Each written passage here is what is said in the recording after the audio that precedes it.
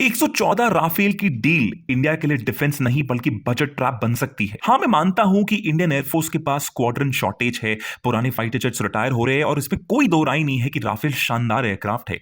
लेकिन इसका मतलब बिल्कुल नहीं है आप फ्रांस को एक ब्लैंक चेक दे दो। 3.25 लाख करोड़ रुपए का सौदा है। डिफेंस बजट लगभग 7 लाख करोड़, और इसका मतलब नहीं है कि पूरा पैसा वेपन खरीदने पर खर्च होता है। पेंशन, सैलरीज ही सारा खा जाते हैं। इन सबको काटने के बाद जो पैसा बचता है वो सिर्फ होता है 30,000 करोड़ रुपए पर साल का। अगर इतनी बड़ी डील होती है तो 10 से 15 साल तक 70-80% पैसा इनको ही जाता रहेगा। और फिर आमका का क्या होगा? एलसीए तेजस 2 तो भूल ही जाओ। नेवी आर्मी के अपग्रेड्स रुकेंगे और बड़ी प्रोग्राम्स P-75। और याद रखिए, जब 2016 में 36 राफेल्स आए थे तब फ्रांस ने बोला था और ज्यादा लोगे तो और सस्ते होंगे, लेकिन अभी भी 114 लेने के बाद भी $300 मिलियन प्राइस है। इतना पैसा एक ही फॉरेन प्लेटफॉर्म में ठीक है। ऊपर से 60% टेक्नोलॉजी ट्रांसफर का वादा अब केवल 30% पर आ गया है, और फिर सोर्स कोड भी नहीं दिया। मतलब खुद की मिसाइल लगाने के लिए हमें फ्रांस से परमिशन मांगनी पड़ेगी, और इसके बदले फ्रांस लेगा मोटा पैसा और फिर परमानेंट डिपेंडेंसी वो अलग। और हाँ, राफेल 4.5 जनरेशन एयरक्राफ्ट है। चाइना 6 जनरेशन एयरक्राफ्ट उड़ा चुका है, और पाकिस्तान जब 5th जनरेशन एयरक्राफ्ट लेगा तो बाबू फिर से नया टेंडर निकाल देंगे। अब नए विमान लेते हैं, क्योंकि इन्हीं बाबुओं के चक्कर में भारत की स्थिति हुई है। आखिरकार फ्रांस से पैसा भी तो लेंगे इस डील का।